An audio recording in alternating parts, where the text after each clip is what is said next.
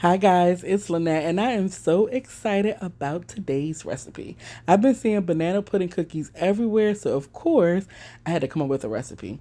They are so nice and crisp on the outside and soft and gooey on the inside, and of course full of banana flavor, so let's get to it. So the first thing we want to do is add 2 sticks of softened unsalted butter to our mixing bowl. If you do not have a stand mixer, you can always use a hand mixer. Either one will work.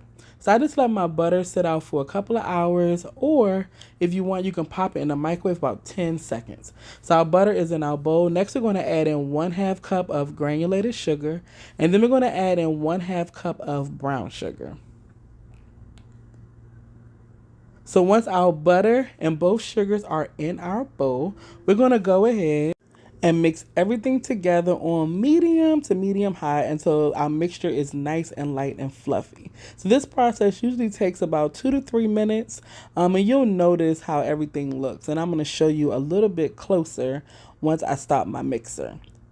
So I'm going to stop the mixer right now because I do need to scrape down the sides of the bowl, and the mixture is actually ready at this point. So once I scrape the bowl down, I'm just making sure I get all the sides and the bottom of the bowl, because sometimes butter will collect on the bottom, and you can see how nice and fluffy our mixture looks. And that's about, like I said, 2 to 3 minutes. All right, so once we scrape our bowl down, we're going to add to our bowl 1 box of instant banana pudding mix. And this is the kind that I use right here. We're just going to open that up and pour it right into our bowl. And then when I mix this together, I'm going to start it on low because I do not want the pudding mix to fly everywhere. And if you start it on high, that will happen. So I'm going to start the mixer on low and just increase it to about medium and just mix it until everything is mixed together.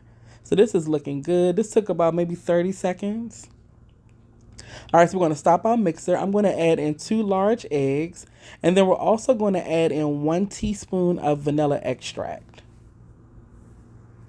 So there go our eggs, and there's our vanilla extract. And of course, we're going to mix everything until it's well combined. It seems like a long process, but believe me, it's super easy. I'm just breaking it down step by step for you, so when you make your cookies, they will be perfect. All right, so I do have to stop my mixer so that I can scrape down the sides of the bowl and the bottom to make sure everything gets well mixed. So I'm just doing that here. Same old, same old. And I'm going to make sure I take my time and get everything scraped down. And once I do that, we're going to allow the mixture to mix for about another 20 to 30 seconds just to make sure everything is well mixed. And it is looking good. I can actually smell the banana already, of course. It's smelling good. All right, so that looks perfect. We're going to slide it to the side and mix our dry ingredients. We have 2 cups of all-purpose flour in our bowl. I'm going to add in 1 teaspoon of baking soda and 1/2 teaspoon of salt. So we're just going to stir all of that together until it's well combined. You just don't want to have any pieces of cookie that have a big clump of baking soda or anything like that. So just mix it up. It doesn't take too long. And then, of course, we're going to add our dry ingredients to our mixer. Again, if you're using a hand mixer, it works the same way. So just add all of that flour mixture to your bowl, just like I'm doing here. I'm going to bring our mixer back up, and I'm going to start the mixer on low again. Now, you don't want to over mix at this point. So it only takes about 30 to 40 seconds for everything to really come together. And you'll know, like, once all of your flour is mixed in or just about mixed in, your cookie dough is ready to take off the mixer. So this is looking good. We're going to pull this off, and then I'm just going to scrape down my mixer attachment just to make sure I get all of that dough off of the attachment. And the spatula works perfect right here. That off the spatula I'm using to mix everything. Sorry about that. All right, so this is looking good. And then once I get everything off, I'm going to add in about 3/4 cup of white chocolate chips. And then I'm also going to add in 1 cup of vanilla wafers, but I'm going to break them up by hand. Now, if it's too difficult for you to break up your vanilla wafers by hand, you can always do a rough chop with your knife. The main thing you want to remember is that you want some kind of medium-sized pieces and, of course, some crumbs. So it doesn't have to be perfect. You're just going to break them up, and however they land, they land. If some pieces are too big, you can just pick it back up and just break it in half. I think I have one sitting on the top that's a little bit too big. So you see I just picked it right up out of the bowl and just broke it right in half. Just like that. Just break that in half. There you go. All right, so we're going to mix this by hand, just fold it in. The reason is you mix it by hand is because if you leave it on the stand mixer with the attachment, it'll just break down all of your cookies and you'll just have a whole bunch of cookie crumbs from the vanilla wafers inside of your dough. So you just want to mix it in by hand, just fold it in like I'm doing here.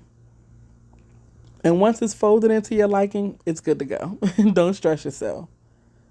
So this is looking good already. Perfect. All right, so here is our cookie dough, our banana pudding cookie dough. So what I'm going to do from here, I'm just going to get a baking sheet and I'm going to line it with parchment paper. And then I'm going to use a cookie scoop just to start to scoop my cookies onto my baking sheet. Now, after you scoop your cookies onto your baking sheet, you're going to allow your cookie dough to sit in the refrigerator for about 30 to 45 minutes before you bake it. So during that time, you can just preheat your oven to 350 degrees. So right here, I'm just making sure I get a nice clean scoop. And you want to make sure you leave some space in between your cookies. I'll show you my spacing. This batch will make about 2 dozen cookies of this size. If you use a smaller scoop, of course, it'll make about 3 or 4 dozen. But these are a pretty nice size cookie. So I'm just getting nice clean scoops and just scooping the cookies right onto my tray. Now, if you have any problems with your cookie dough coming out of your scoop, just put a little bit of water, like rinse your scooper a little bit, and then the cookie dough will slide right out, like with a little bit of warm water. All right, so this is looking good. I'm getting some nice sized cookies on my sheet. Don't forget, we're going to let them rest in the refrigerator for about 30 to 45 minutes. And then we're going to pop them in a 350 degree oven for about 12 to 15 minutes. And once the outsides are nice and brown, the middle will be a little bit soft, but that'll get firm during cooling. They'll look just like this.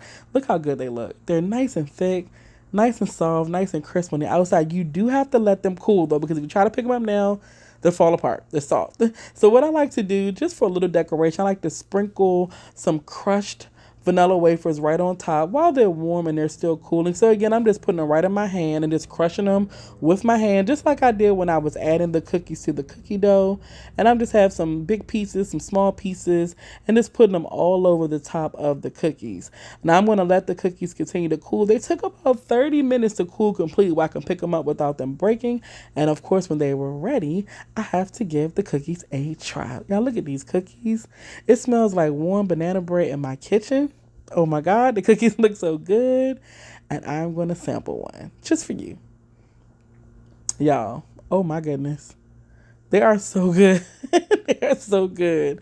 The banana flavor, the white chocolate chips, the vanilla wafers, they're so nice and gooey. I think you all will love this recipe. So hopefully you give it a try and I will talk to you all later. Bye guys.